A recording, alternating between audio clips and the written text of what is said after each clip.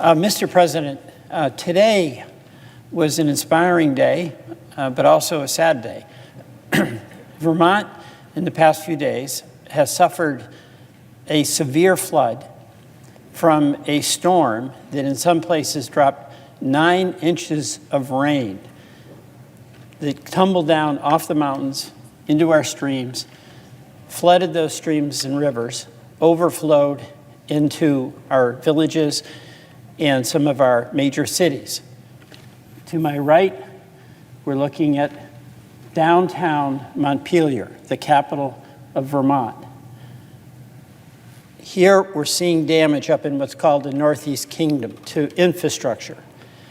There's scenes like this everywhere. Senator Sanders, Congresswoman Ballant, the entire Vermont delegation with me, toured Vermont with the governor of Vermont, Phil Scott, and with our FEMA administrator, Deanne Criswell. It was an inspiring day because we saw firsthand the extraordinary response of our government. President Biden immediately declared a state of emergency that unleashed the ability of FEMA to provide resources. We saw our governor and our first responders in Vermont, our National Guard, our medical personnel and our first responders who did so much to rescue people and animals. We saw Vermont volunteers who were along the main street of Montpelier when Senator Sanders and Congresswoman Ballant and I were there, coming out of their homes to help folks whose businesses had been devastated. And we saw the press, the Vermont press, reporting constantly and giving detailed information about every location in Vermont that was underwater, giving an update in a report about how things were coming and where people could help. And by the way, it's just a testament to the vital importance of local journalism. So we're grateful as well to the hard work that our news organizations and the reporters did, oftentimes putting themselves in some significant peril. So that was very inspiring. What's sad is the damage of these storms, in this particular storm, is just overwhelming. Meeting homeowners in Barre who, in the case of one man that we spoke to, had lived in this home, very modest home, but very beautifully taken care of. It's where he raised his child, where he tended his garden. It had 4 feet of water in his basement, and that was the good news because the water had been up to his first floor. And he's desperately trying to get the water out to try to get that place in a position where it's not going to have mold and that his lifelong home that means so much to him will be repaired. We saw a woman who lived in a mobile home. And all of us know that when these weather catastrophes occur, it's oftentimes the people with the least that suffer the most. She came out of her mobile home and walked across a steep, mud-drenched field in Barre, Vermont, towards us and the governor, with a little pail that represented toys of her children. And she really had no place to go. Her mom had suffered flood damage as well, and they were huddling together with her partner, and her kids. And what's so hard is it's easy to understand the challenge that father had, that mother had, and we're there, and it's hopeful for them that we show up, that our federal FEMA administrator was there with her team. But what we know is that tomorrow, when the sun is shining, hopefully, because more rain can be forecast, her life has to go on, but it's without the foundation that she built, that father I mentioned built over 30 years. So that's the heartbreak. It's really, really hard for folks who have established the stability in their lives to see that business that they had committed themselves to and worked so hard to establish, that home that they cared for and tended, that home where they provided security to their family. The mystery to them is what's going to happen. And it's why it is so important for us, and I'm asking my colleagues for their support, that we do the minimum, and the minimum is at least get those federal resources from FEMA back to Vermont, which is in a state of emergency and where so many Vermonters have suffered very significant loss. They're willing to face it. People do that. They know they've got to clean that house up, but they've got to have some help. And it's help that they get from their neighbors. It's help but it also has to be help that they get from the government that has to back folks up when, through no fault of their own, there's a catastrophic weather event and it does so much damage to the lives and livelihoods of so many. So Senator Sanders and Congresswoman Balint and I certainly were very proud of the Vermont response, from the governor to the administrators to our press that's on the case. But we've got a job here, and I am going to be asking my colleagues for us to do that which only the federal government can do, and that is provide those financial resources to help folks when there's been a weather emergency where they live. And if there's any base level function of government to try to bring us together as a community, as a United States of America, is to stand up and help folks, whether it's in Vermont or it's in Louisiana or it's in deep Texas, wherever it is, when there's an event through no fault of their own, where the weather is doing so much damage. I think each of us reveres the opportunity we can have to help our colleague and the folks that our colleagues represent. Vermont needs help now. And Senator Sanders and I will be seeking to obtain that help on behalf of Vermonters. But I want to wind down here a little bit by describing a photograph, a site I saw and took a photograph we don't have here. Along the river in Barre, where the mud had come down and the silt had settled way outside of the banks of the river, there were 3 beautiful bicycles that were in a tangled mess and half buried. And what it represented clearly was the bikes of 3 young kids, maybe boys and girls, who look forward at the end of the day on a beautiful Vermont summer day to riding that bike and having fun. They don't know where those bikes are. And they're buried, they're twisted, they're out of their reach, and it's having an effect on their life. And I know Vermonters are going to respond, as I hope our federal government responds. We've got to get bikes for those kids. So one of the things that we have to do is make some contributions to funds that Vermonters have done before when we suffered a tropical storm Irene, where we were trying to put families with the help that they needed to be able to have those kids back out on their bicycles in a beautiful Vermont summer that can, after this storm, resume. And what I hope we do here, and I'm going to be, as I mentioned, joined fully by Senator Sanders, who led today's delegation, is seek the assistance of our colleagues so that this government can be a friend at the time of need for the Vermonters who, in times of others' needs, have always been there.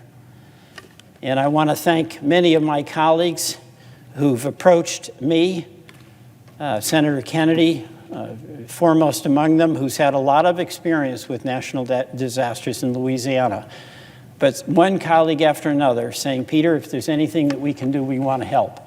So I take everyone at their word, and I want to end where I began, and that is my expression of gratitude to the response from Vermonters, from President Biden, from Administrator Criswell, and from my colleagues as well. Vermont is strong. We'll get through this, but make no mistake, it's asking so much of a family who's lost a home. It's asking so much of kids who summer expectation is they're going to be able to ride in those Vermont country roads and enjoy being out with your friends and no longer have that bike. It's asking a lot of families who are wondering what's going to happen now that mom's business is closed. It's going to ask a lot of Vermonters who are trying to figure out how in the world, even with help here, they're going to navigate the paperwork that's necessary in order to get that assistance. And what we are going to do here, in addition to seeking the assistance that's required, is that Senator Sanders, Congresswoman Ballant, and I are coordinating our casework response because there's a lot of concrete challenges that folks face, and we want them to absolutely call us, and we're going to work it out between the three of us to make sure that we can help the most Vermonters as quickly as possible get access to things that will be helpful to them to rebuild their future. We'll be strong, we'll recover, but I just want to end by acknowledging the sadness I feel for so many families in businesses that have been so hammered by this storm. And this storm, by the way, was dropping so much rain as a result of the change in our climate that at this point is undeniable. The warmer temperatures over the ocean creates much more moisture in the air, and what was going to be a, quote, normal rainstorm becomes a deluge. 3 inches turns into 6 or 7 or 8 or 9 inches. So we do owe it to the future to act with alacrity, effectiveness, and determination to address the climate factors that are going into creating these mega storms. On July 10th, we had a catastrophic flood that affected parts of the entire state. What I'd like to speak about today are a couple of things. One, where Vermont stands in the recovery, and two, to describe specifically damages to our agriculture community and our farming community. Before I do start, I want to express my gratitude to the Biden administration, to the FEMA folks who visited, to the Secretary of Transportation who's visited, and to the staff at FEMA who have been working tirelessly to help Vermonters go through the very difficult process, folks who've lost their homes or suffered significant damage to their homes, folks who've lost their businesses. We saw when I was here originally, photograph of Montpelier where the entire downtown district was flooded. And the individuals in the farming community who've seen all of their work and all of their crops destroyed. Senator Sanders and Congresswoman Ballant and I are working as closely as we possibly can with Governor Scott, whose administration is totally dedicated to trying to help Vermonters recover. What did happen in Vermont affected homes, it affected infrastructure, it affected businesses, but it also affected the farming communities. And earlier this week, Governor Scott and I visited the farm of Paul Mazza in Essex Junction. Paul has been farming about 40 years, since he was 11 years old. And the farmland that we see here along the river, you can see, has risen up so that it covered much of the acreage. The acreage included raspberries, blueberries, blackberries, crops that neighbors and Vermonters from all around look forward to coming to the Mazza farm and self-harvesting. And as Paul Mazza said to Governor Scott and to me, the people of Essex and the people of Vermont need my farm, and my farm needs the people of Vermont. And a custom in Vermont was for folks with their families to go to the Mazza farm and do their own picking. And he has about 40 acres that are dedicated to those extraordinary crops. They've been destroyed. We walked that farm and saw the devastation. And when the flooded waters rose up above the crops and then receded, it left a residue which makes those crops, it destroys them. He also has almost 300 acres of corn, feed corn, and about 250 acres of that was destroyed as well. And what we understand is about 100,000 acres of forest and cropland has been affected by the flood. About 10,000 of those acres are in direct agricultural activity. Vegetable crops from our small farmers whose work is only paid for at the end of the season when they harvest and sell those crops. Those crops are destroyed. So many of our smaller vegetable farmers who are so important to community life, so important to getting good nutritious food, those crops have been destroyed. And the question is whether those farmers are going to be able to get back in business, and we're going to need to be able to help them if that's going to happen. I have a couple of things I'd like to say. One, to Vermonters and to Vermont farmers. Report, report, report. In order for us here in Washington to be able to make the case for the aid that we need and you need, we have to document what the damages are. And some folks in Vermont are hesitant to make that report, thinking it might adversely affect their neighbor's ability to get aid. That's not the case. We need to document how much loss has been suffered by every Vermonter. So please, especially our farmers, but our homeowners, our businesses, report. Call 211 and let us know what the damage is where you live. And it could be anything from driveway damage to Paul Mazza's crop damage of a couple of hundred acres. Second, Senator Sanders and I will be asking at some point, when we know what that damage is, for the assistance of our colleagues to help out Vermonters who have been the victims of this natural disaster, this catastrophic flood that occurred 17 days ago. But before I finish, I want to express the inspiring response that Vermonters have had. You know, we're 17 days into this, and immediately after the flood, there was an outpouring of support from volunteers, other Vermonters, to come to help businesses that were flooded, to help homeowners that were flooded, and even to help our farmers. People are going back to their lives, but Vermonters still want to help. And some of the stories that so inspired me, I'll give one. In Marshfield, there's an owner of a general store, Michelle Edelman McCormick. She thought she was running a country store. Well, on the day of the storm in Marshfield, it was absolutely devastating. She took in 36 people who stayed at her store, and she sheltered them. And I just can't believe the generosity of this person to fellow Vermonters in need, taking 36 people in, sleeping on the floor, doing whatever they could to get through the night and the next day. The damage was enormous. Marshfield, where the country store is, lost 3 bridges, and a 4th was severely damaged.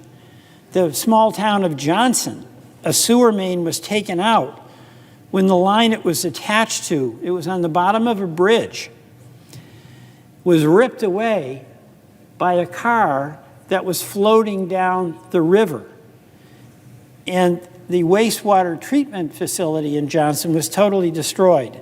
It suffered 8 feet of water in the plant itself. And across Vermont, we lost 33 wastewater treatment plants.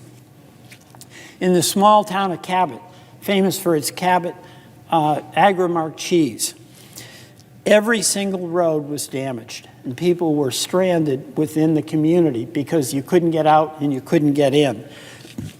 From Cambridge and Jeffersonville, these small towns were completely cut off during the flood. A senior low-income housing project was lost to the flood.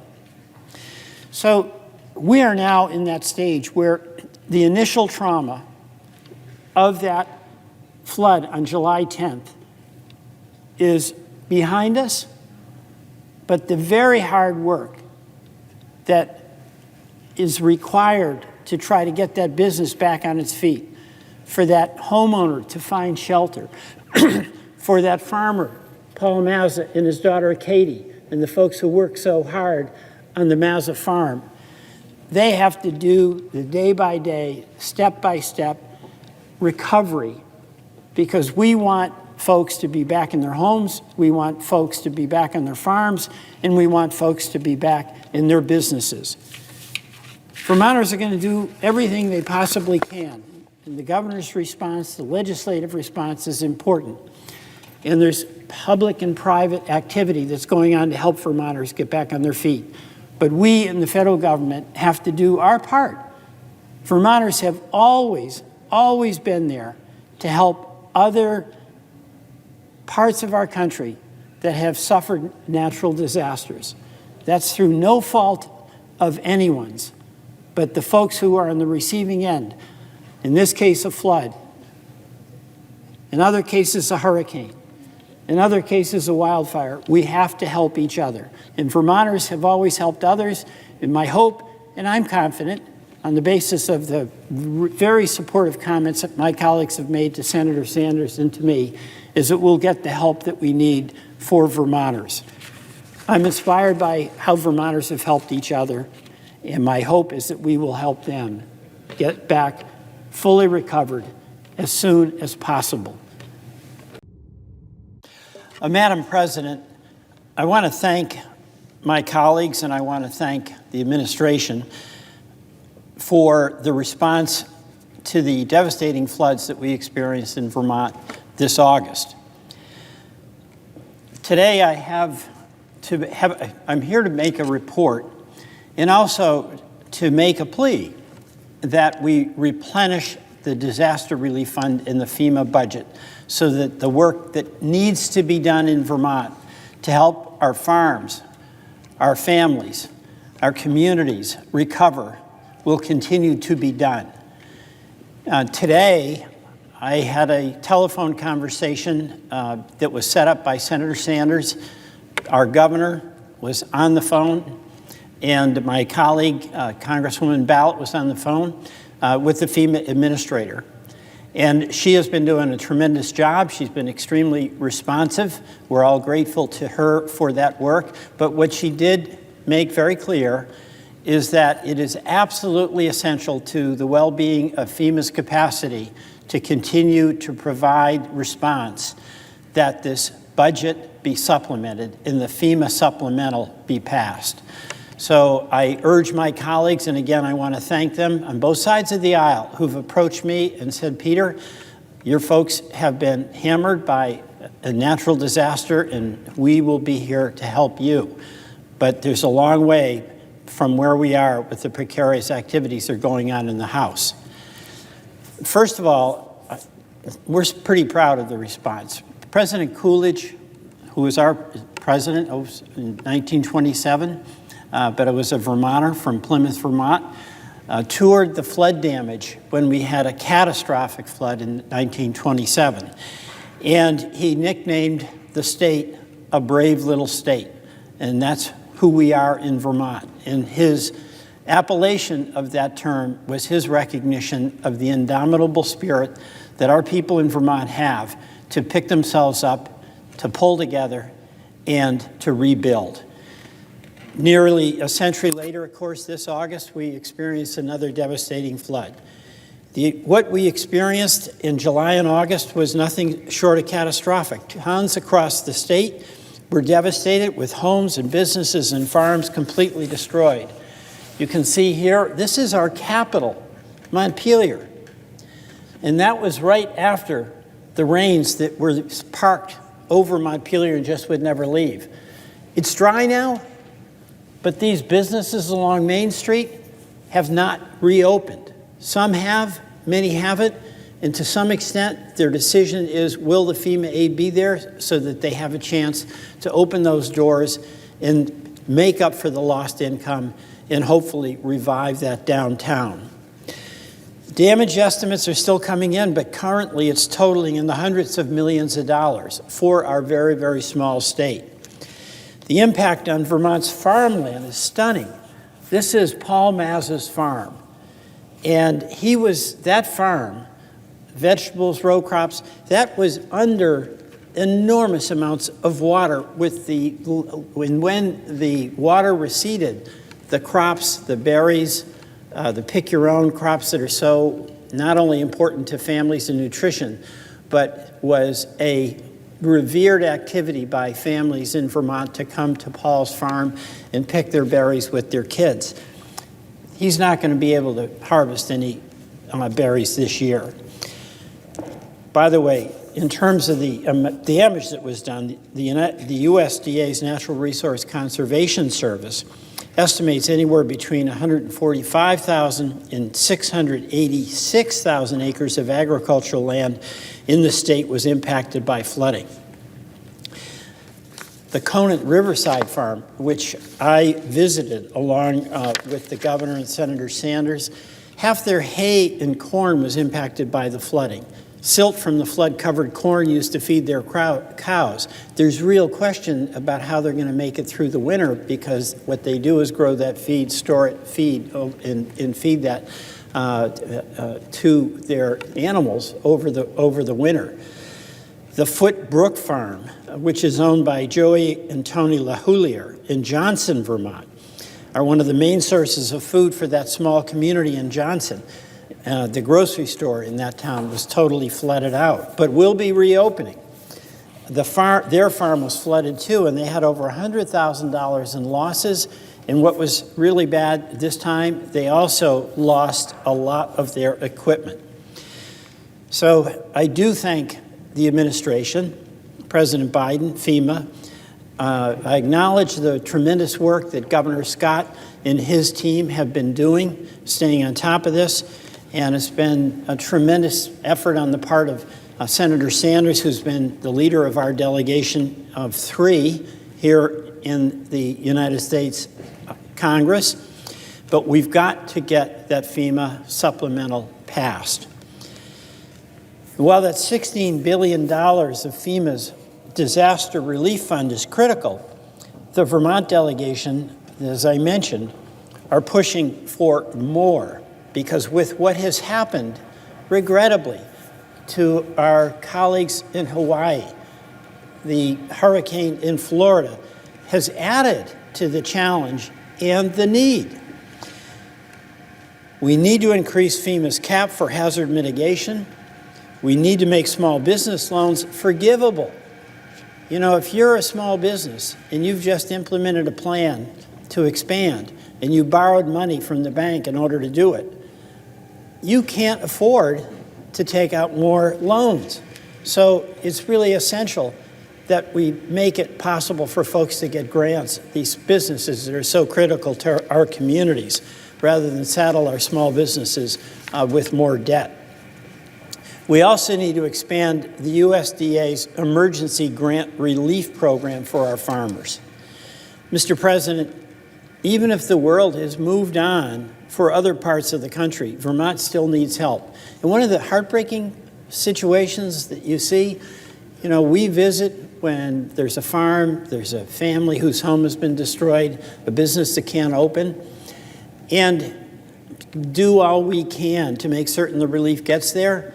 But if it's your home that you can't get back into, if it's your business that you're not certain at all you can reopen, if it's your farm where the crops have been destroyed, there is a lot of suffering that continues, and it takes an immense amount of courage. And what we have to do is make certain that folks who are willing to rebuild and come up from the floodwaters to do their work again, that we make certain that we do our work here, and that means getting the FEMA supplemental passed and enacted into law with the signature of President Biden. Our farmers, like the 7th generation Conant family farm, they need the support of Congress to get through the flooding. Our businesses on Main Street who hope to reopen need the support of Congress in the FEMA resources. And of course, our homeowners including folks who have mobile homes that were washed away. They absolutely need the assistance in order to get back into a safe and secure home. So, Mr. President, my request to my colleagues is to do what all of us have done for each other when the people we represent have been on the receiving end of a catastrophic natural disaster. And that's to make certain that we come to the aid of our fellow citizens, and the way we can do that is by the passage of the FEMA supplemental request. Mr. President, I yield back. First, I want to thank Senator Collins and assure her that I appreciate the excellent work that she and Senator Murray have been doing, and I will be a vote for cloture so that we can proceed. Vermont, Mr. President, was one of the states that suffered devastating damage as a result of recent floods, and very much is in need of replenishing the FEMA Disaster Aid Fund. As a Congress, as a Senate, our leaders, Senator McConnell and Senator Schumer, our appropriation chair and vice chair, Senator Murray and Senator Collins, have been working very hard to get a continuing resolution passed so that we will keep the lights on in government. And we can't shut down. I mean, just think about it. Military people won't get paid. That's just absolutely unacceptable. Start there, and the cascade of terrible things that are all avoidable will happen. And I'm very appreciative of the efforts of our leadership, especially our committee chairs and vice chair, for their work to avoid a shutdown. I'm totally committed to avoiding a shutdown. It's unacceptable to inflict so much unnecessary harm on so many innocent people because of a crackpot theory that if you shut things down and burn the place down, it's going to result in a good outcome. There are no good outcomes, as Senator McConnell said earlier. When you use as a tactic to try to get your way, you shut the government down. So I will be supportive of the efforts on a bipartisan basis here to work towards a resolution.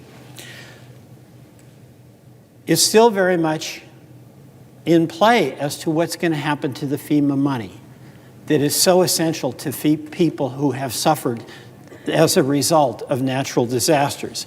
I talk about Vermont, of course, and I'll do that right now, but I'm very mindful that my colleagues in Hawaii had suffered those devastating fire in Maui. And of course, we've had hurricanes and storms in Texas, in North Carolina, in Georgia, in Florida. So the one thing all of us should be doing is helping each other when our citizens are the victims of a natural disaster. So while number one priority is keep the lights on, because we're going to fight another day, number two, my hope is that there is still time to include aid for the Federal Emergency Management Administration to help us in Vermont, to help folks in Hawaii, to help folks in North Carolina, Georgia, Florida, and elsewhere.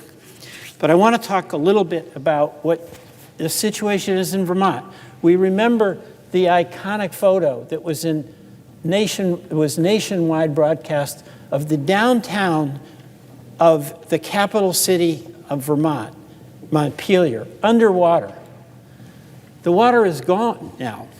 It's dried up. This is a local business in Montpelier, and that is the Minikin Toy Shop in Montpelier. The water was up to here. This is now gone, but the question is, this shop, the Minikin Toy Shop, where I bought things for my grandkids, Kelly Tactic spoke to the owner. She spoke to the Burlington Free Press about the flooding at her toy store, and she said, "This was my lifelong dream shop. These photos of the flooding make me realize this is likely the end of Minikin. I worked so hard to bring it to life." She really needs a second chance here, and our FEMA funding can make a difference. I visited and spoke with her and her young family as they were cleaning up the shop right after the flood. Or in Cabot, the flooding, Cabot, Vermont, small community, home of Cabot cheese. It's the headwaters of the Winooski River, and all of the businesses in the town were hit by flooding. The owners of Henry's Hardware, which also serves, this is a real Vermont story, as a bar and the town's only gas station, were trapped in the building by the floodwaters, which rose from a trickle to a flood within minutes. Vermont is still dealing with major infrastructure damage. There were more than 1,100 damaged sites on roads and bridges in the state, causing significant challenges for commuting in rural areas due to unclear information on closures. We're still reeling with the recovery from that. Over 12 million pounds of debris from the flooding have been cleared, and the community has stepped up to extract it, as seen in Flood Recovery Day, where volunteers cleaned up over 100,000 pounds in one day. But there's still much more to go. Other key components of Vermont's infrastructure and economic drivers, railways, rail and hiking trails, ski resorts, suffered damages and need to be repaired. For the vast majority of these business owners, the disaster recovery loans offered by the Small Business Administration, they're not a financial reality. It will only force folks into more debt. They need grants. They need flexibility. They need options. I want to thank my senior senator colleague, Senator Sanders, who convened a meeting with the FEMA administrator, with Governor Scott and Congresswoman Ballot. But the administrator, Criswell, who's doing a terrific job, by the way, and Vermonters thank FEMA for their great work, she was very candid. The FEMA fund is running on vapors. It needs to be replenished. So as tough as the situation is, and I do agree we have to avoid the shutdown, my hope is that before the end of the day, we'll be able to have included FEMA relief to replenish that fund and make certain that the good work that FEMA is doing can continue. It's really a basic question here. Number one, do we use shutdown threats and shutdown reality as a tactic? We in this body have rejected that. And the second is, do we find a way to make certain that when citizens throughout our country, not just Vermont or Hawaii, but any citizens who are in harm's way when a natural disaster occurs, that we are here so they can count on us to help them get to the other side. We have an opportunity to begin the process of keeping government functioning and rejecting the politics of shutdown threats. And we have the opportunity to work together again to replenish the FEMA disaster relief, the farm relief that's so essential so that our citizens who've been in harm's way can get the recovery funds that they need. Mr. President, I yield back. Thank you, Mr. President. I want to join my colleague from Hawaii, Senator Schatz, whose reasons for avoiding a shutdown were ones that we all share, but whose state also has suffered a devastating fire in Maui, and where we in Vermont have suffered a major flood this summer and need FEMA aid. A couple of things I just want to say. Number one, I want to express my gratitude to my colleagues in the Senate who have come together, Leader Schumer, Leader McConnell, bipartisanship, where we have a way and have passing a bill to keep the lights on, to keep government functioning. No good comes out of a shutdown, to quote Senator McConnell. And like Senator Schatz, I've been through it before.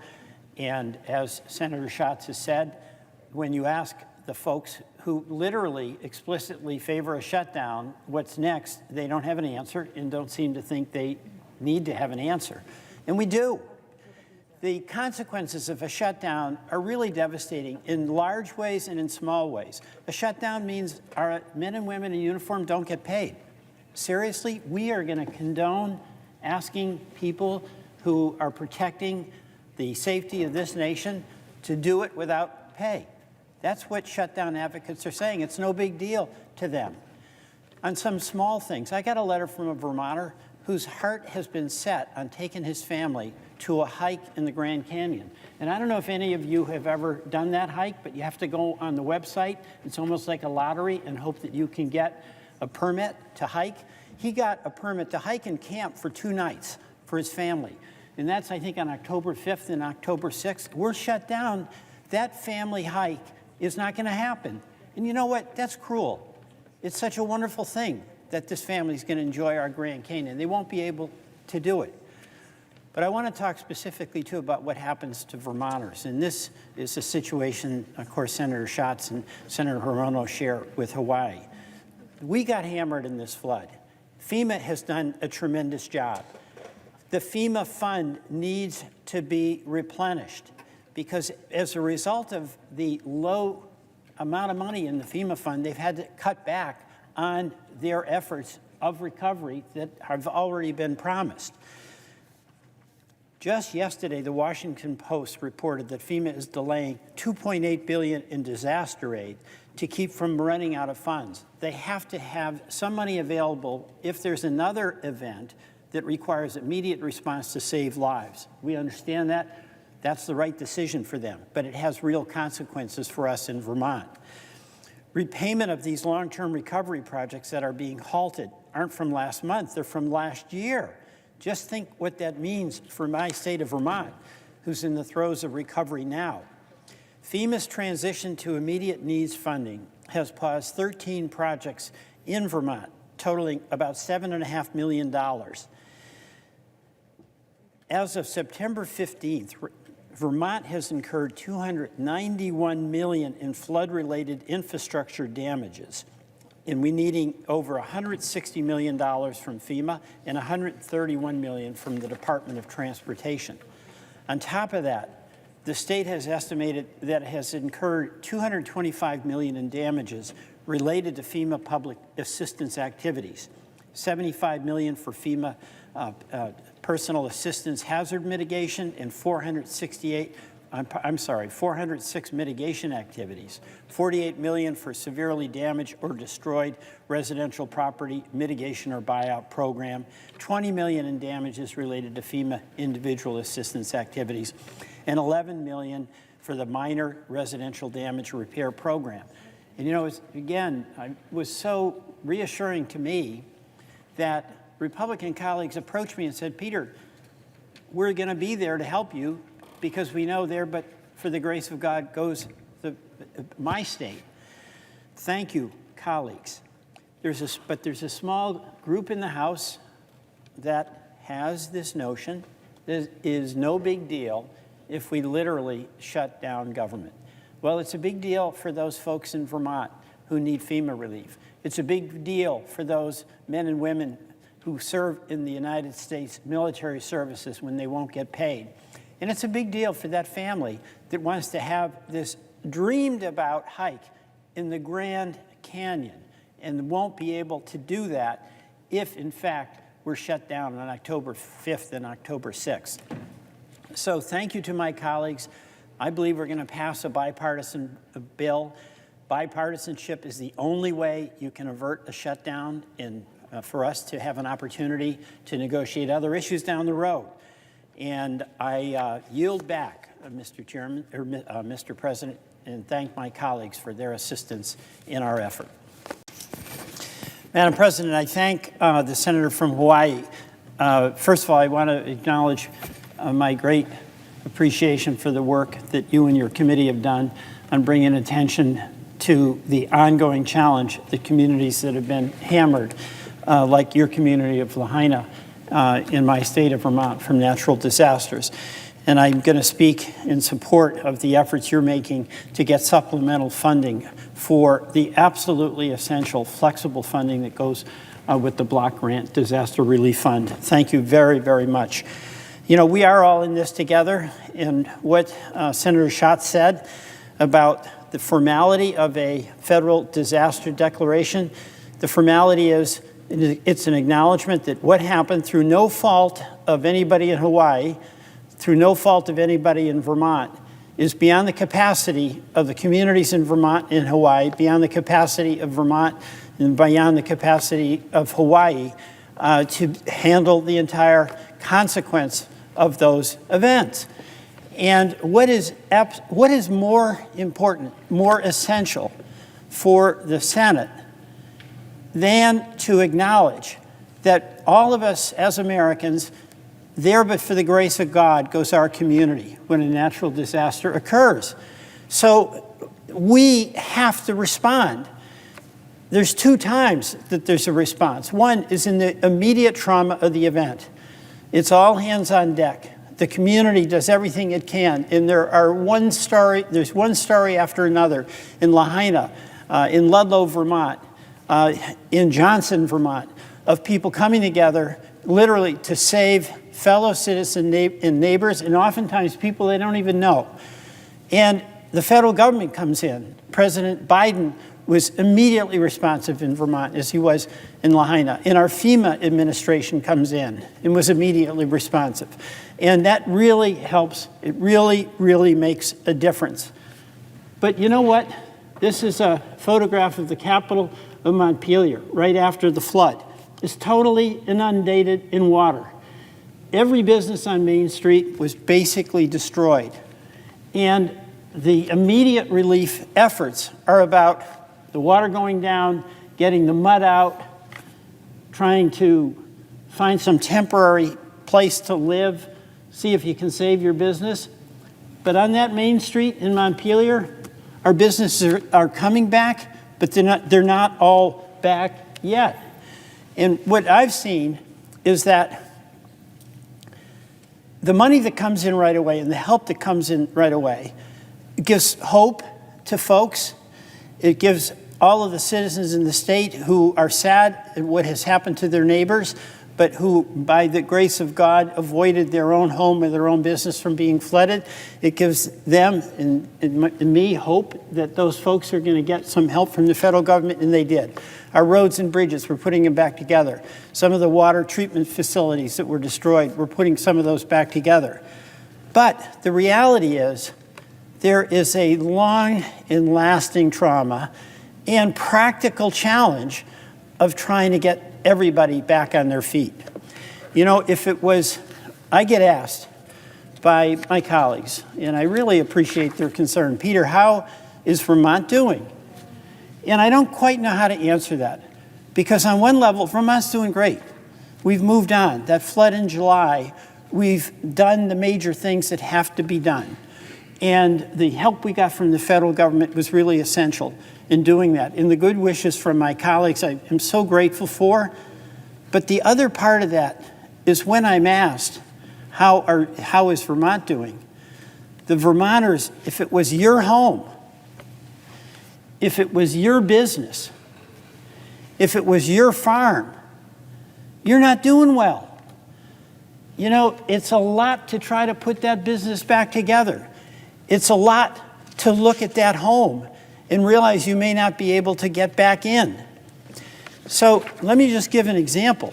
You know, I was in Barre, Vermont, that is about 5 miles from Montpelier. You're seeing that here. They got flooded, much like Montpelier did.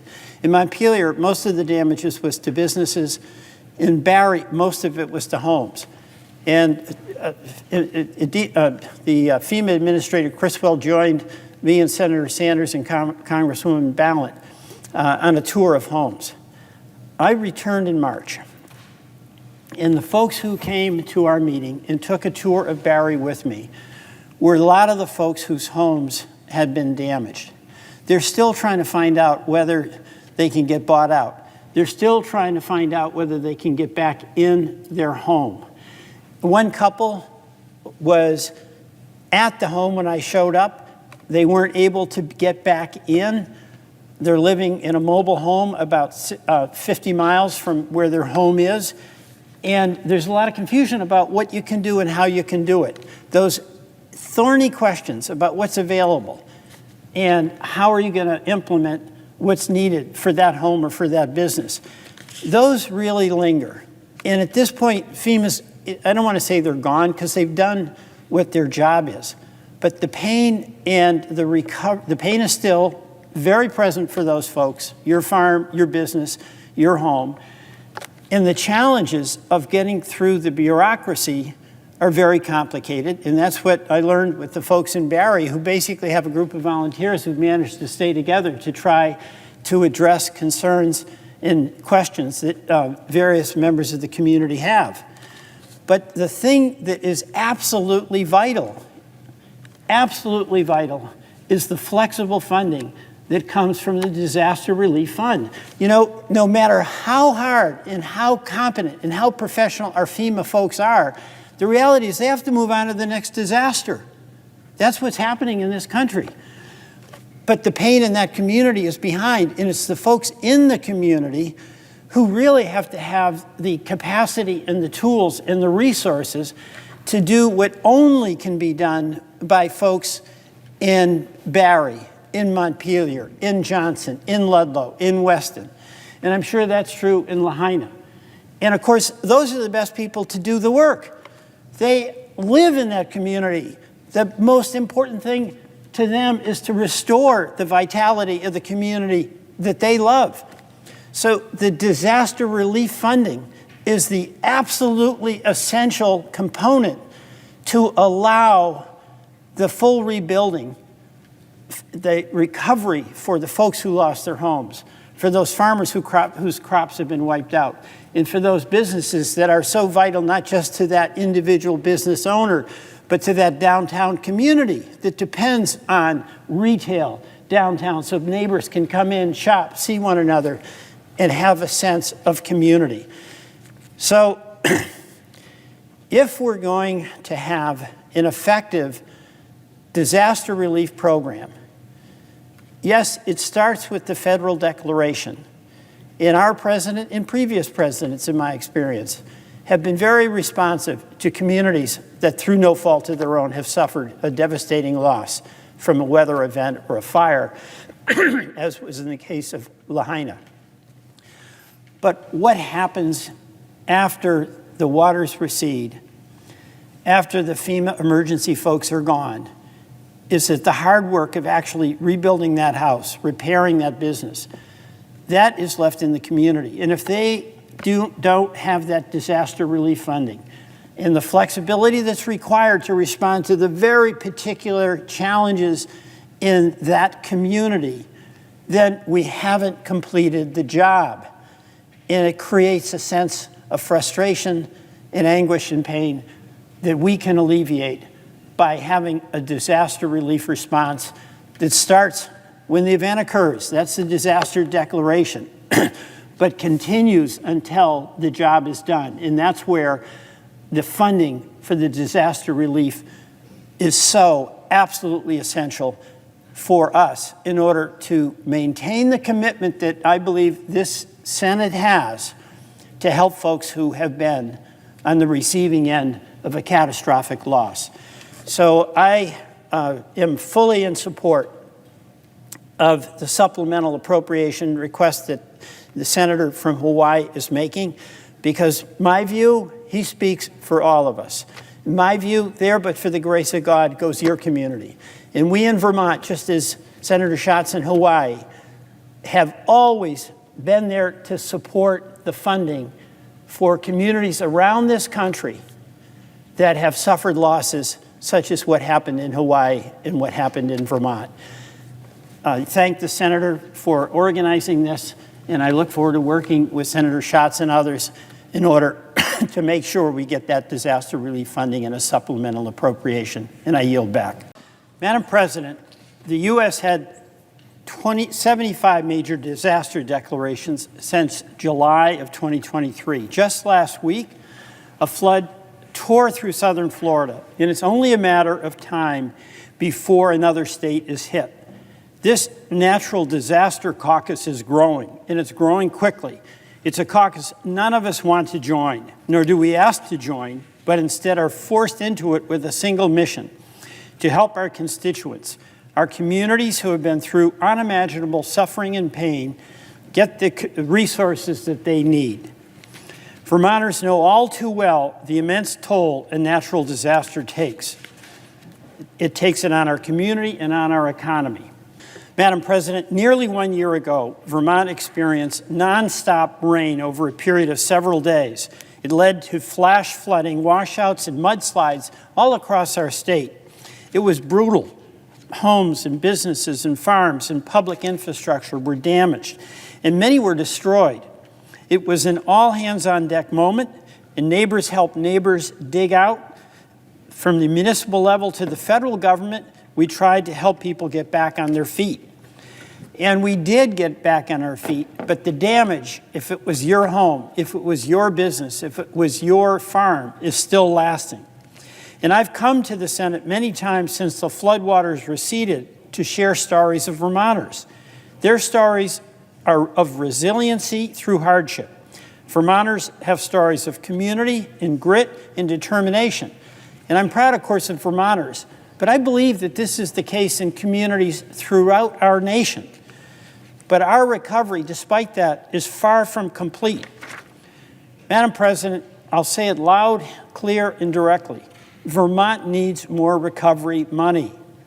What happened to these families, to these businesses, was an act of nature, no fault of their own, but they deserve a shot to get back on their feet.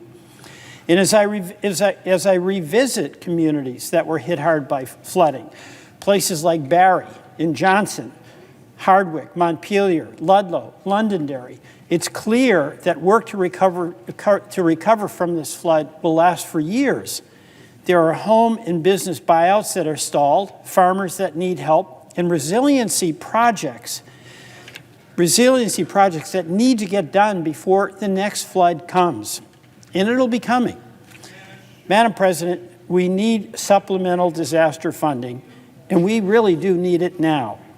The funds need to be flexible so that our communities in Vermont, in Hawaii, in Texas, in Florida, in California, in other states can use the funds as needed for their recovery to their unique needs.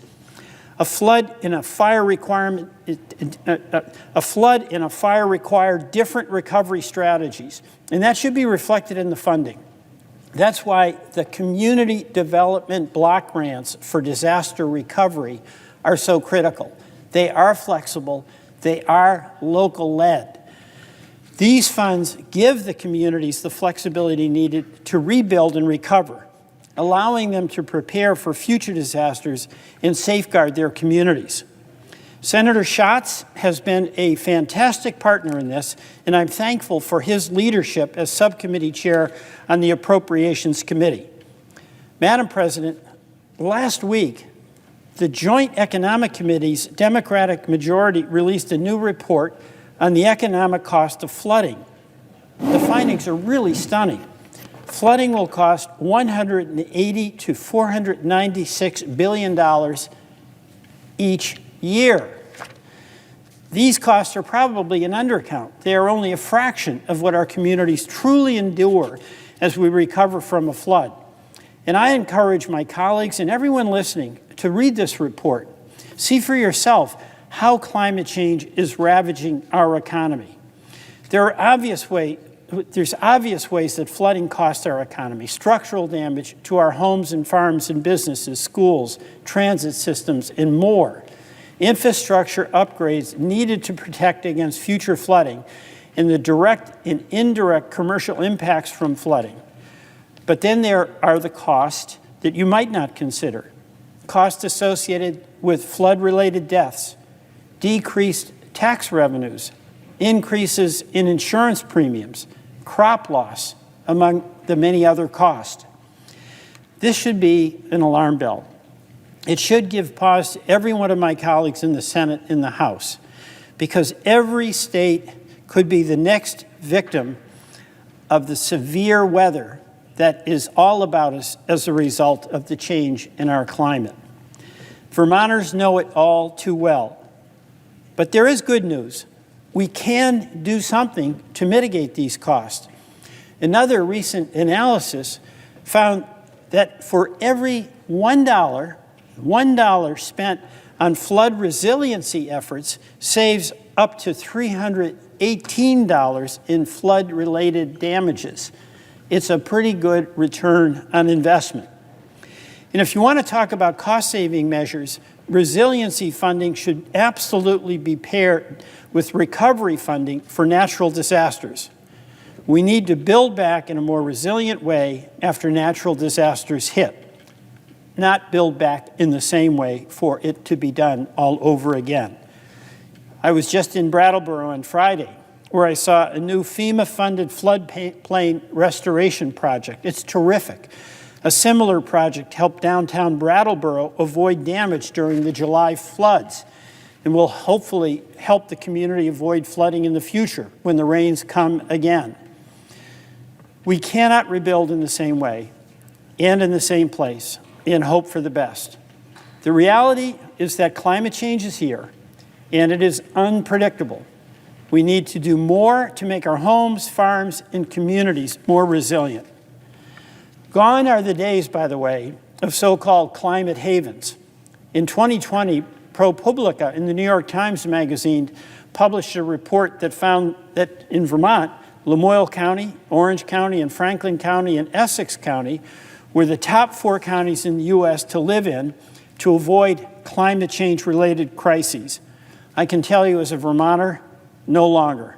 Climate change has come to all of Vermont. I'm going to keep working with my friends and colleagues, the senior senator from Vermont, Senator Sanders, and Representative Ballot in the House, to get Vermont the flood recovery funding we need. But I want to do that in partnership with every other senator and representative whose districts need flood recovery funding. But Congress and both chambers and both parties need to come together to help all of our states impacted through a natural disaster. The next natural disaster, be it a flood, a fire, a tornado, or a hurricane, could happen in your state. And as we often say, there but for the grace of God go I. I urge my colleagues to have grace for their fellow Americans and fellow colleagues who need the help now, because you never know when your state could be next. Madam President, I yield back.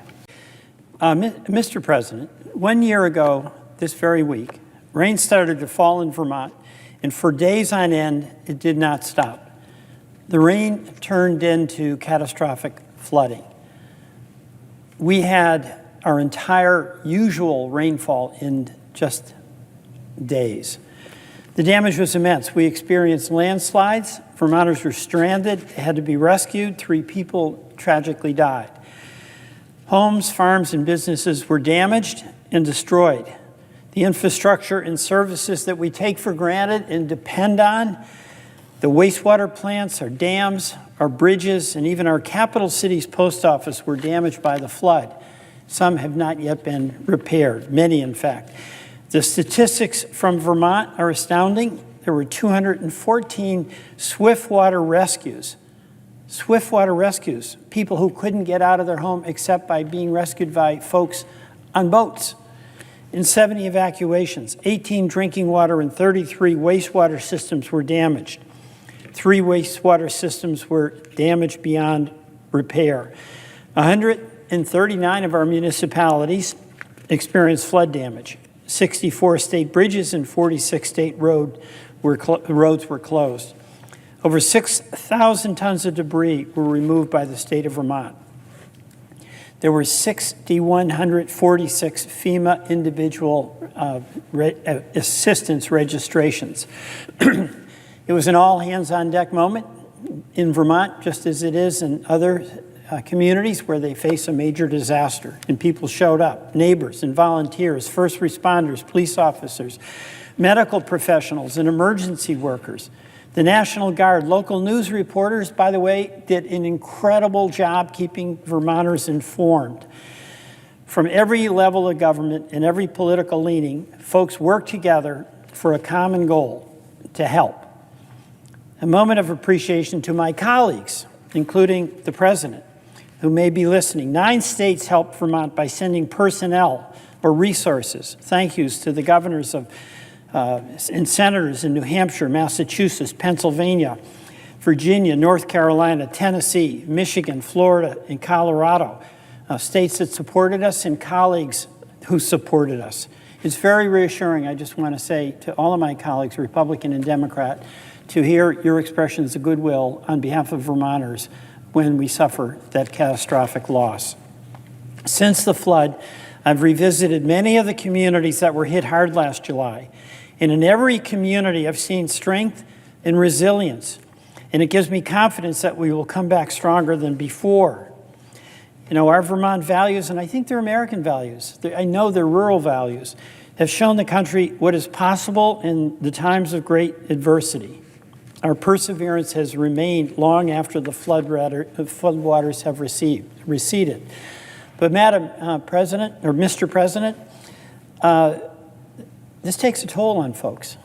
You know, if it's your farm, if it's your home, if it's your business, if it's a town where you're the select board and it's your bridge, that is tough, and it goes on. I've come to the Senate floor many times to talk about how critical the resources are that the appropriations process have provided. But we need flexible funding dollars to actually finish the job and get past the red tape that's holding things up. The President's revised disaster supplemental request is absolutely critical, not just for Vermont, by the way, but for many communities that have suffered catastrophic weather-related events around the country. It would bolster the community development block grants for the disaster recovery program. That gives communities the flexibility necessary to recover.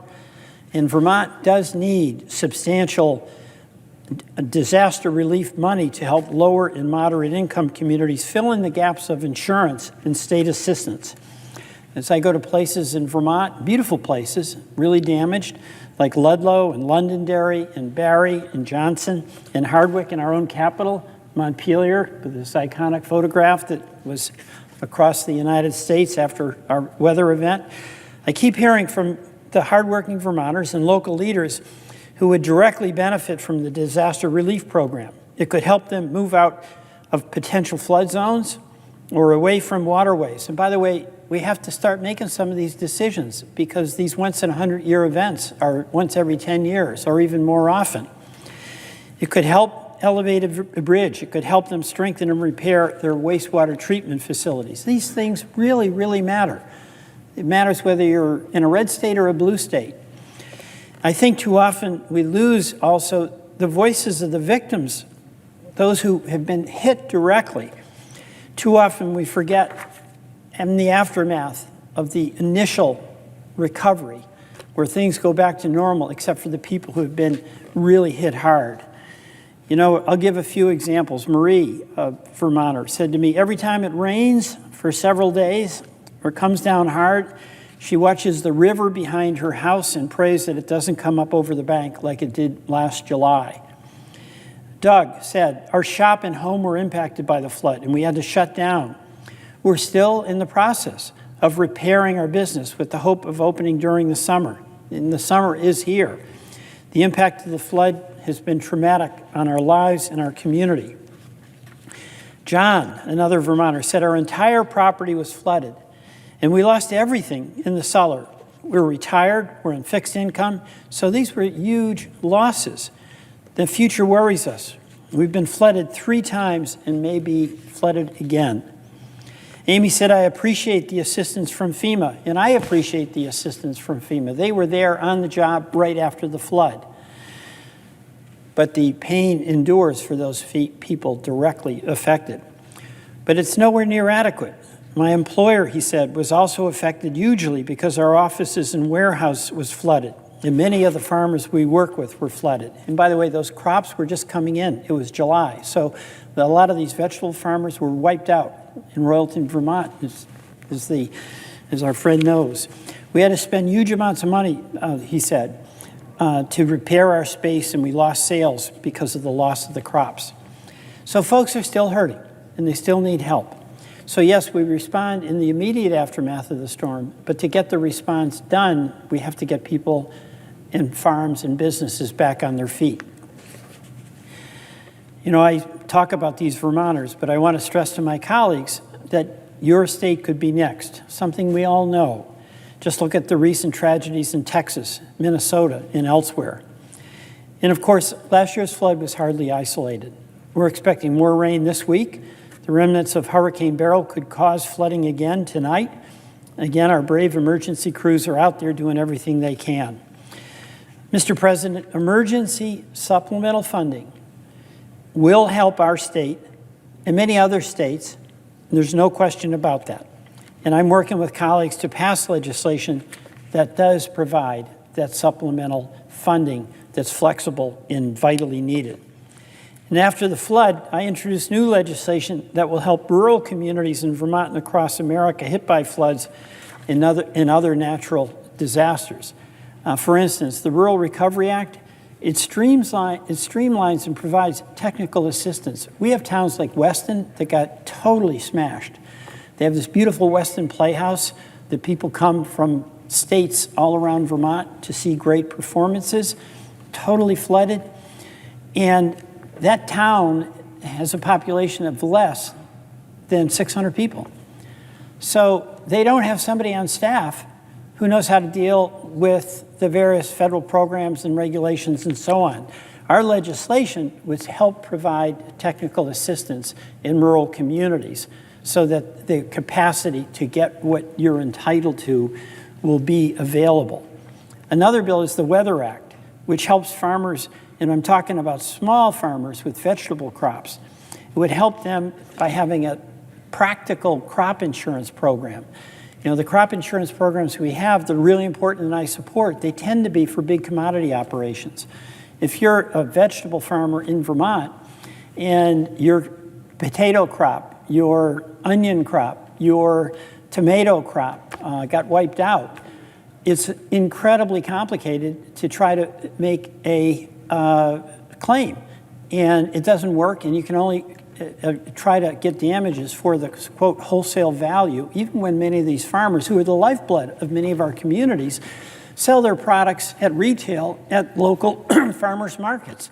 So we've got to have a program that works for them, because whether it's in Georgia or it's in Vermont or any state, those local farmers, farm to table, farm to school, they really matter. And we've got to give them a shot at getting back on their feet when a weather event takes them down.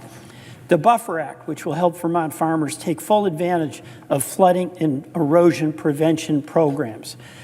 So I'll continue in Vermont, partnering with our governor, Governor Scott, who's been on this case from day one, and my Vermont colleagues in the congressional delegation, Senator Sanders, the senior senator from Vermont, and Congresswoman Ballin, as well as the Biden administration and our local leaders to help Vermont recover from the flood more resiliently, prepare for the future, and recognizing the reality that these huge weather events are here to stay. Madam President, Vermonters are experiencing a lot of anguish now. This photograph depicts flooding that we had in Barre a year ago. It is here with us again. A year to the day, we had a return of flooding that we had, the devastating flooding in 2023. Parts of the Northeast Kingdom, 2 weeks later, were flooded again. They were hit with 8 inches of rain, heavy rain, which caused more flash floods in the Northeast Kingdom. And today, 6 more inches of rain is in the forecast. And I come to the Senate floor tonight where Vermont is in crisis. I'm asking for my colleagues on both sides of the aisle, in the Senate and the House of Representatives, for us to come together and approve the President's supplemental disaster funding request. It'll help Vermonters rebuild from heavy rains, flash flooding, and mudslides that have brutally devastated our state. It'll help other communities around the nation that have had their own weather events that have done so much harm to their communities. 1 year ago, this month, the heavy rainfall required 214 swift boat water rescues. Literally, some of our first responder folks showing up in boats to help people get out of their homes. Infrastructure was really hit hard with 409 miles of rail, 64 state bridges, and 46 state roads closed. 139 of our municipalities experienced flood-related damage. There was $553 million in public assistance need reported and $118 million from businesses on their damages. We also saw 18 drinking water and 33 wastewater systems damaged. 3 wastewater systems were totally destroyed. President Biden has revised his disaster supplemental request to account for Vermont's disaster last year. That'll help us immensely. But Vermont absolutely needs the increased funding. The Department of Transportation Emergency Relief Program, the Housing and Urban Development Community Development Block Grant Disaster Recovery Program, pardon me, and the Federal Emergency Management Agency Disaster Relief Fund all need supplemental funding. More funding for the Department of Transportation CDBG disaster recovery grants. Those are flexible, really help the communities. Pardon me. That's needed very, very much. And today I join with my colleagues from Vermont, pardon me, Senator Sanders and Representative Ballot, in urging congressional leadership to approve bipartisan appropriations committee leadership to advance a supplemental package quickly. Pardon me. We need federal dollars to help support our farms. Our businesses need help. Families need help. So many families, hardworking Vermonters, were hit by these floods. 18 shelters opened, and over 3,000 households were approved for FEMA housing assistance. This is really, really tough. Madam President, Vermont is on a long road to recovery. We're resilient, and we believe that brighter days are ahead. But for many families, this is the second time in 2 years, and how much can they really endure? Especially when getting answers down the road from FEMA gets very complicated, very bureaucratic, and inflicts a lot of emotional pain that could be avoided if we could be quicker and faster. And I promised Vermonters that I'd bring their voices to the Senate with me and share their stories. In the past month, I've been to Montpelier, to Hardwick, to Barnett, St. Johnsbury, Peacham, and Lindenville to visit with homeowners, businesses, farms, communities impacted by the flooding. Hardwick lost 4 bridges in the flooding this month. 3 of those bridges were wiped out last year, second time in 2 years.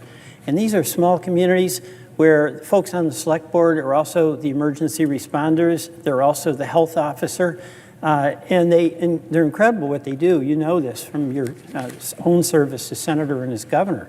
It's amazing how resilient they are, but they can't do it alone. They need our help. I met with a Vermont farmer in Hardwick, somebody who started years ago what has become a very successful enterprise, but also farm to table, farm to farm stand business model in Vermont. He lost topsoil, and many of his crops were destroyed. Restaurant owner in Lindenville had to make the tough decision to close instead of reopening. And Lindenville was hit again in the middle of the night just 2 days ago.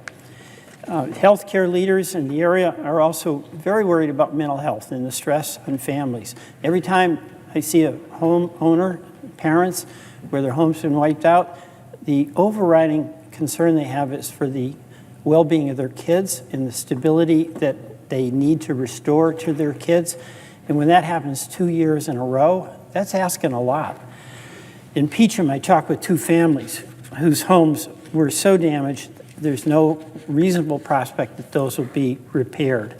They can only hope for the home to be bought out. But again, that takes response that we're not getting oftentimes down the road with the bureaucracy, unfortunately, that we have to, I think, fix. In Barnett, I met farmers that were trying to salvage what they could and make the best of the remainder of the season. And again, I'm speaking to you, Madam President, who just knows this from our shared border, and the folks in your side of the river and my side of the river have a lot in common, and we admire them. But we've got to do our part here in Congress to help them help themselves. I've sat down with small business owners in Montpelier and across the state, and they're struggling with the high cost of recovery from last year's flooding. Many have been hit twice or three times over. Those spared by the flooding are feeling, nevertheless, the impacts of lost revenue because businesses declined in the area. Madam President, the federal funding is really, really critical for Vermont. It's not just Vermont. I know my colleague, Senator Schatz from Hawaii, who's the chair of the Appropriations Subcommittee, is working very hard because it's his community, it's Vermont, it's Houston, it's communities around the country that are being affected by these once-in-a-100-year weather events that are coming every year or every 2 years. It's really happening. We can't recover without that federal help. I just can't stress this enough. We need Congress to step up, and we need the help of all of us here because, while it's Vermont this time, it may be New Hampshire next time, it may be Texas next month, and I believe all of us have to help one another when an event occurs causing such harm to people we represent, and it's through no fault of their own. It's disappointing to me, to say the least, that Congress is getting ready to go on a recess without having gotten this done. It's my hope that getting disaster funding will be a top priority when we come back in September, not just for Vermont, but for all of the communities around the country that need for Congress to act. Vermont's communities and communities across the country are counting on us. I implore my colleagues, all of us, let's do this first order of business when we return in September. Madam President, I yield back. Madam President, I've come to the Senate floor time and again and said to my colleagues that disaster relief funding is absolutely urgently needed. Today, the future of government funding is imperiled right now in the House, and the future of disaster funding is still unknown in the Senate. And let me be clear, there are families across America, in Vermont, and in communities impacted by natural disasters all across our country that need us to help, and they can't recover without us. FEMA's Disaster Relief Fund is running out of money, forcing FEMA to function on what is essentially reserve funding. This is no fault of FEMA's. It's all a result of the catastrophic weather events that have been occurring rapidly, frequently throughout our country and in Vermont. This past year and a half has brought brutal floods in Vermont and terrible fires, hurricanes, and tornadoes across our country. Louisiana right now is bracing for the worst as Hurricane Francine moves on shore. And our prayers in Vermont are with the people of Louisiana. We know their heartbreak and their pain right now. These communities, and it's especially the case with rural communities, cannot weather these storms alone. Some of those that are hardest hit are being financially destroyed. It's a function of the effects of climate change. And those communities don't have the resources to dig out, make repairs, and rebuild in the resilient way required for the future. They can't handle a 100-year flood, and many in Vermont have had 2 100-year floods in a year, in some towns even 3 in 12 or 13 months. Madam President, it's very important that disaster aid be flexible. We can't expect our communities, and it's from Vermont to Mississippi to Hawaii, we can't expect them, those that are ravaged by disaster, to fight this fight alone. The entire country has been hammered by climate change and by these weather events. We need, in addition to the supplemental funding for the Disaster Relief Fund for FEMA, we need flexible funding, which is available through the Housing and Urban Development's Community Development Block Grant Disaster Recovery Program. The CDBG DR program is a great example of how aid can be controlled by communities because there's so much more flexibility with that fund. Our Senator Schatz of Hawaii, as chair of our Appropriations Subcommittee on Transportation, Housing, and Urban Development, is leading the push for this funding, and I join him in that effort. Also, Madam President, the experience I've had visiting communities, visiting farms, visiting businesses, and visiting Vermont homeowners immediately following our state's flooding has given me, number one, enormous respect for Administrator Criswell. She was right there after the flood, along with her wonderful FEMA staff, doing everything they could to help communities. But once the immediate event has come and gone, and the repair and recovery has to start, it's going to take oftentimes a year or more for communities to repair bridges, to families to get an answer on whether they do or don't get a buyout, for farms to get what meager relief may be available. And what we've seen is that at that point, the centralization of decision-making authority and responsibility with various FEMA offices located around the country, and the FEMA office in charge of Vermont that has to make these decisions about yes or no on moving forward on a bridge or a buyout, things that are really crucially important to Vermonters, to our local governments, to our homeowners, is in Puerto Rico. And what I've seen is that the energy and the effort and the resources and the talent is at the local level. So if you're on the select board in Lyndonville, you've got the responsibility to your voters to get that bridge fixed. You actually know who the best contractors are. You know how to get it done. But the way it works right now, those decisions about moving forward on a recovery project are made in a distant location. I've talked to many of my colleagues about a similar aftermath of the original event. The immediate aid is provided, but then when you're talking about a contract, you're talking about implementation, the reality is we've got to have, in my view, much more local control, much more local responsibility, and much more local capacity with the resources that are available through FEMA. It means that decisions will be made sooner, the work will be done in a more cost-effective and efficient way. I raise that because I am talking to colleagues who have had similar experiences, some in states that are Republican-led, some Democratic-led. It really doesn't matter. It's about trying to get that authority at the local level so that the local people, whether it's Mississippi or Vermont, have much more authority, responsibility, and capacity to carry out those very, very needed repairs. So that'll be something I will be inviting my colleagues to work with me on. This last summer, I spent a good deal of time, Madam President, traveling to the flooded communities, and there's too many of them in Vermont, to see what has happened to our homes, our small businesses in farms, to roads and bridges that were washed out.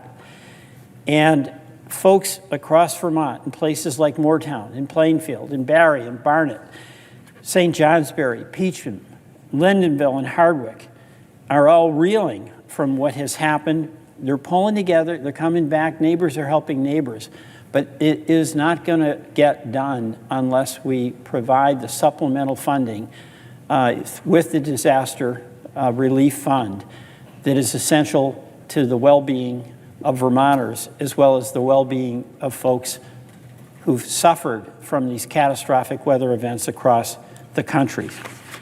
Vermont will hang in, but we do need help, and we're ready, as we always have been, to help others. Madam President, thank you, but before I conclude, I'd just like to make a remark about a word of support for the judicial nominee for the Vermont District Federal Court, whose nomination the Senate will be voting on shortly. And we're going to be hearing from my senior senator colleague, Senator Sanders, but I just briefly wanted to add my own acknowledgement of the extraordinary person that Mary Kay Lanthier is. She's got a lifetime commitment to public service. She comes from a very small town. Her dad, in Fairhaven, Vermont, her dad was a roofer, slate, worked in a slate quarry, did slate slate on roofs. Her mom has been a lifelong head of, she's the postmaster in Fairhaven.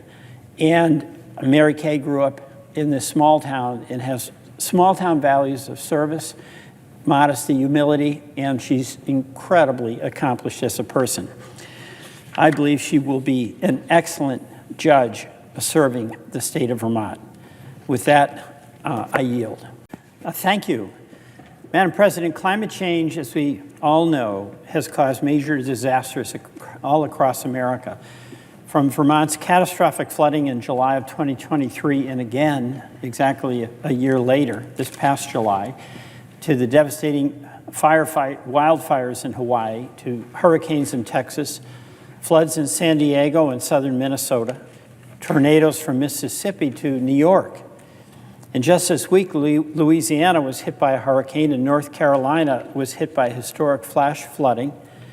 And North Carolina earlier this week saw 18 inches of rain in 12 hours, with the National Weather Service in Wilmington called a once in a 1,000-year event. That's not normal. From 2023 to 2024, there were 48 climate disasters that incurred losses of billions of dollars and more. These events were devastating for the communities. Many demolished homes and businesses washed away roads, destroyed fields and barns, and the loss of life. And while we can count 48 from the NOAA today, we know that this list will only grow as storm damage is assessed from Vermont and Louisiana and North Carolina. Disasters literally from coast to coast hit the United States. 35 severe storms, 4 floods, including Vermont's flooding, 3 tropical cyclones, 3 winter storms, 2 wildfire events, and 1 drought. This is just going on and on and on, and it's not even the full picture. We've had 125 from the same period. Madam President, I've shared the pain and anguish of Vermont's homeowners, farms, and businesses, and for over 430 days, they've waited for Congress to act when it comes to supplemental relief for the Disaster Relief Fund. Vermonters need that help, as do folks in Hawaii, as do folks in North Carolina. And there's bipartisan support for this effort because it is obviously a bipartisan crisis. These weather events don't have any favorites. Whether you're in a red state or blue state means nothing. It's the weather, and it'll do what the weather decides to do. This week, I joined with Senator Brian Schatz of Hawaii and our colleagues from Louisiana, Maryland, Mississippi, North Carolina, California, and Alaska, and sending a letter to Senate leadership urging them to quickly pass disaster funding so our states can recover. We've got a solid bipartisan group, and regrettably, it's a growing group. The need is immense. So we do need more financial support immediately through FEMA's Disaster Relief Fund. It's depleted, and it needs to be replenished. And one critically important program for long-term disaster recovery is through our Department of Transportation's Disaster Relief Program. Senator Sanders and I have seen the damage in Vermont. We've suffered brutal damage to our transit system. More than 6,000 tons of debris were removed by the state of Vermont. 409 miles of rail have been closed, 149 miles of rail trail closed, 64 bridges in Vermont closed, and 46 state roads were closed. And as of last fall, Vermont incurred $150 million in damages related to transportation alone. Then more flooding came. And both Senator Sanders and I have traveled across Vermont, talked with community leaders about the financial stress they face right now. We've also talked with my colleagues about the needs of our community leaders in their states and their needs as they rebuild and recover and plan for the next climate disaster. The reality is the numbers don't paint the full picture, but we do need that relief to get people moving ahead. But when your town and your street and your home and your lives, the lives of the people you represent are so devastated, you really can't articulate a number. It doesn't capture it. We need the Disaster Relief Fund replenished. We need transportation funding to reimburse our state governments for the costs they pay up front when a disaster hits. We need more money for the Highway Emergency Fund. Our need is extreme. Our states and communities cannot do this alone, and that's no less true for every other colleague state than it is for Vermont. Madam President, today I'd also like to voice Vermonters' continued frustration. This is on a slightly different topic, but related to the flooding, is that 14 months after our post office was destroyed in Montpelier, the capital of the state of Vermont, we still don't have a fully functional post office. After the July 23 floods, the Postal Service shifted its Montpelier post office operations to a series of temporary locations, and that included parked trucks miles away from where the old post office was.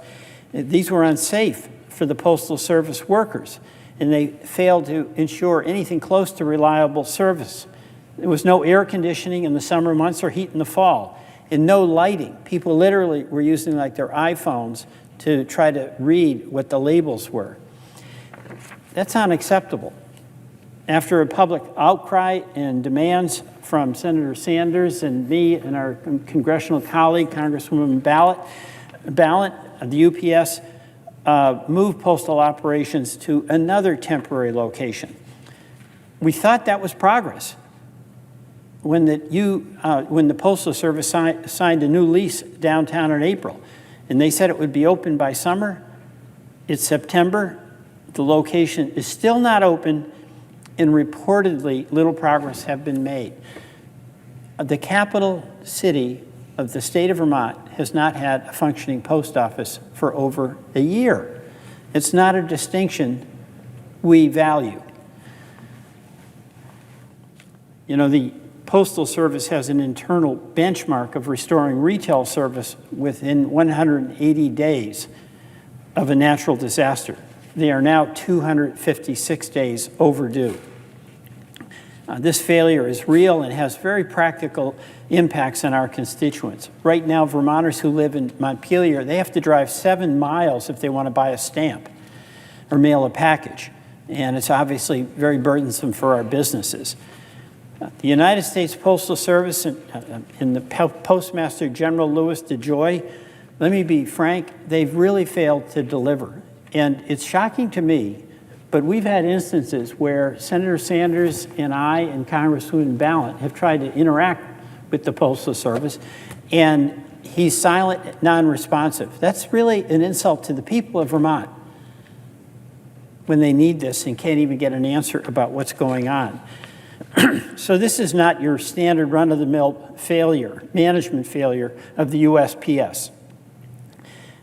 No, this is really a dereliction of duty, in my view, by Postmaster General DeJoy. He's choosing not to open a post office, a task his agency has done thousands of times quickly in their 250-year history.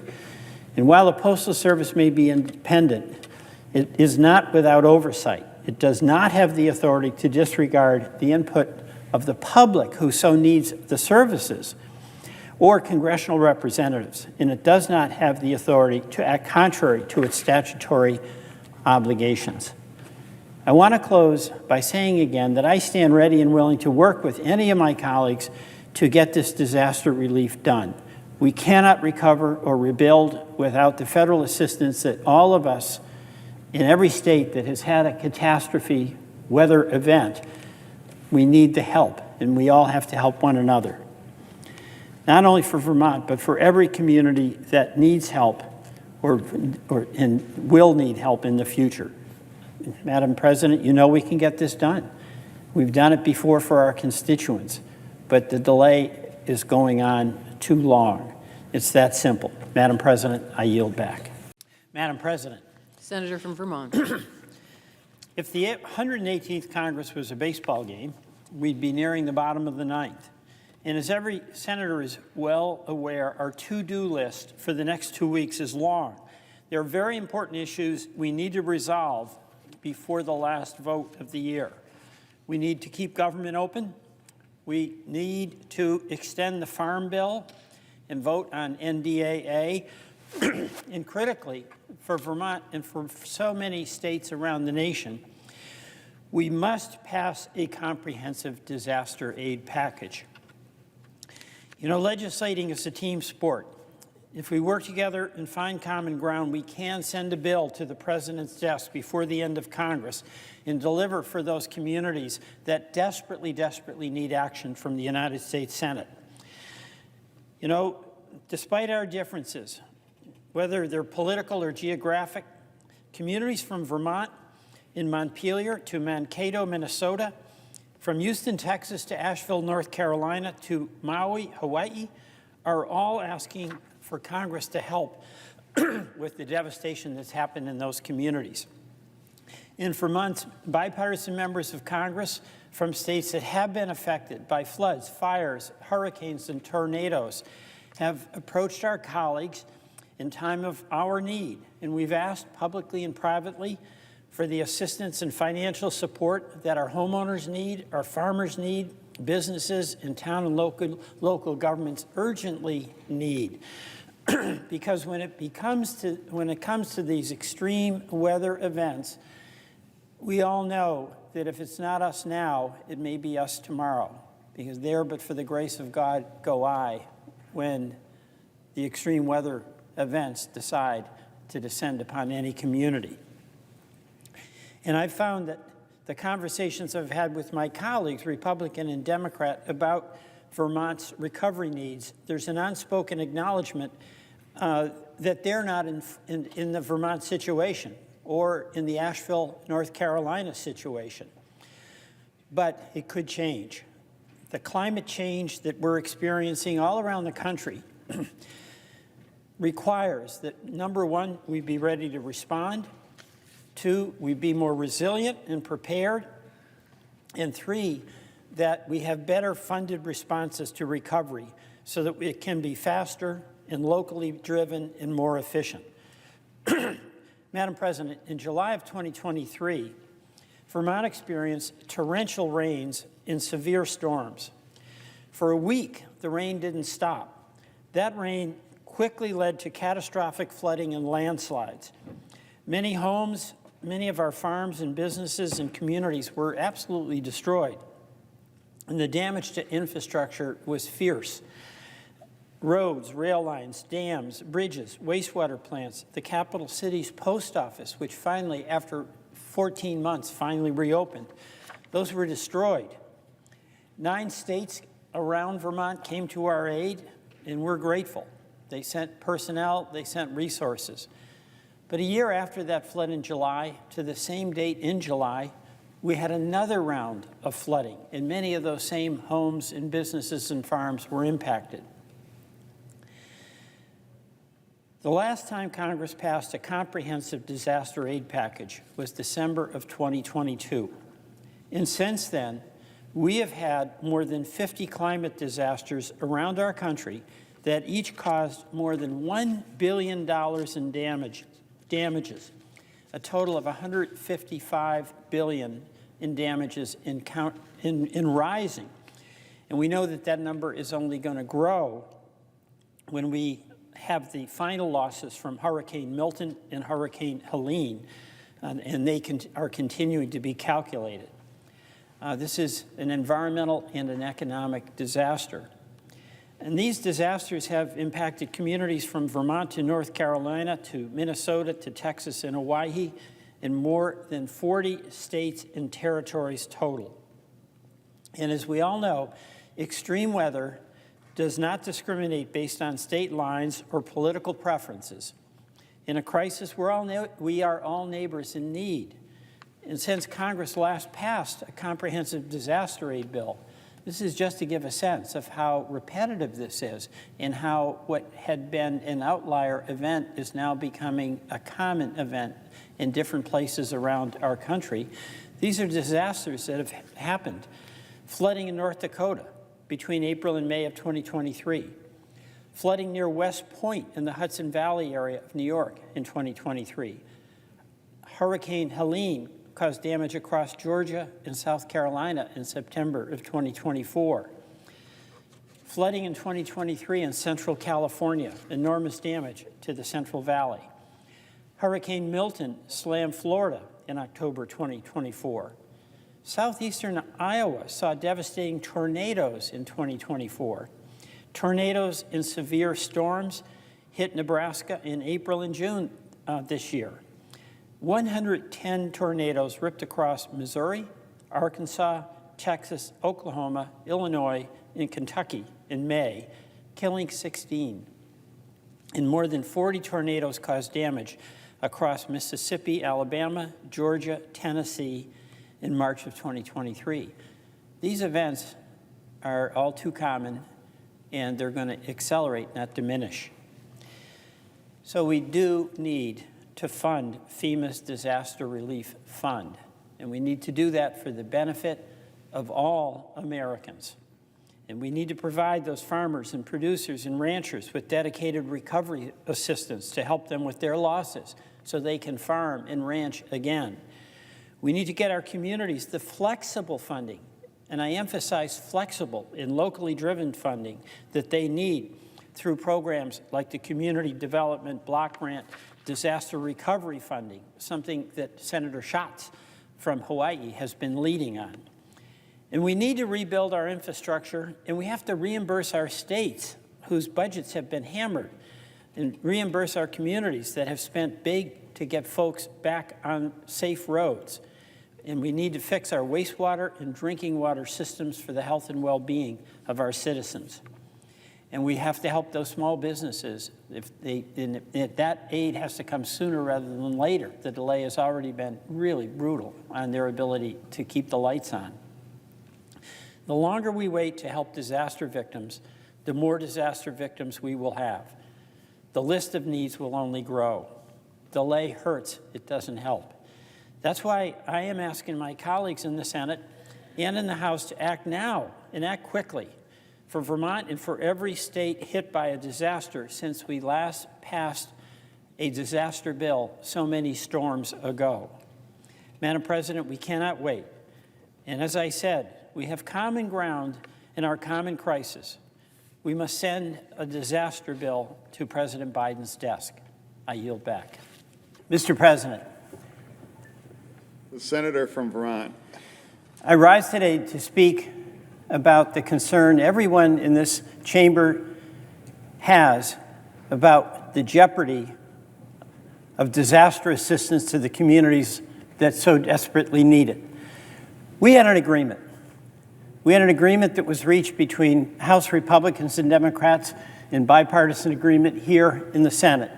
And it was to provide desperately needed disaster relief to citizens who were in the eye of storms in Vermont, in North Carolina, in Iowa, in Texas, $100 million. And what that meant in Vermont was that communities that had put money out to fix culverts, to repair bridges, to realign roads, and who were expecting the money from FEMA in this disaster assistance suddenly are on hold. Will they get it? And we don't know at this moment. Farms, where farmers had lost their crops in July of 23, and we had another flood in July of 24, and where couples who were running these farms and making existential decisions about whether they could keep farming, and we need them. We need them to be able to keep farming. We need it for Vermont, and we need it to show respect for our farmers, are awaiting an answer as to whether this disaster relief will come through. This is going to be a huge impact on Vermont. Our property taxpayers who suffer from enormously high property taxes, they'll be pounded if that relief doesn't get back to those communities where they fronted money for that culvert repair, the bridge repair, the road repair. And our small businesses that have been hammered as well and are awaiting an answer on whether they can get relief from the assistance in that program. And homeowners who have been told that they can get money for a buyout because their home was destroyed in a flood. And what a horrible thing for folks to have to go through. A lot of that happened in July of 2023. But then to have to go through the constant uncertainty and bureaucratic delays that have been so rampant in FEMA, and we had this moment where $100 billion was going to be available to help in Vermont and other states where this relief is necessary. And it's not right that after we have this agreement negotiated on a bipartisan basis, is pulled out from underneath us. And by the way, one of the great experiences I've had in the United States Senate was working with colleagues, my Republican colleagues, like Tom Tillis and like Ted Budd from North Carolina, whose citizens suffered an enormous loss from what happened in Hurricane Helene. Wiped out bookstores in Asheville, restaurants in Asheville needing help. And it was so gratifying to me to see that all of us, whether we represented folks in a red state or a blue state, whether the constituents who were in need voted for Trump or Harris, it just didn't matter. Our obligation was to help them. And that is a basic responsibility that this Congress has when our citizens, through no fault of their own, suffer enormous economic loss as a result of a natural weather event. We had this agreement, what happened? Literally, we had this agreement. Speaker Johnson signed off on it. Leadership here signed off on it. Mr. Musk sent out a tweet. He didn't like it, and he blew the entire thing up. And how is it that one person can have so much power to destroy something that the American people really need? $277 million contribution to a campaign gets you a seat at the table, maybe the head seat at the table. And that flat out is wrong. The American people, those folks who suffered in Asheville, North Carolina, in Lyndonville, Vermont, they are entitled to immediate action. So we don't know what the next few hours are going to be, but what I know is that I will not abandon Vermonters. I will not abandon Americans who are counting on this disaster relief. I am going to hang in there to make certain I do every single thing I can to help the Vermonters and the North Carolinians and the folks in Iowa, in Texas, in Louisiana, who have been in the path of these terrible storms. Mr. President, I yield back.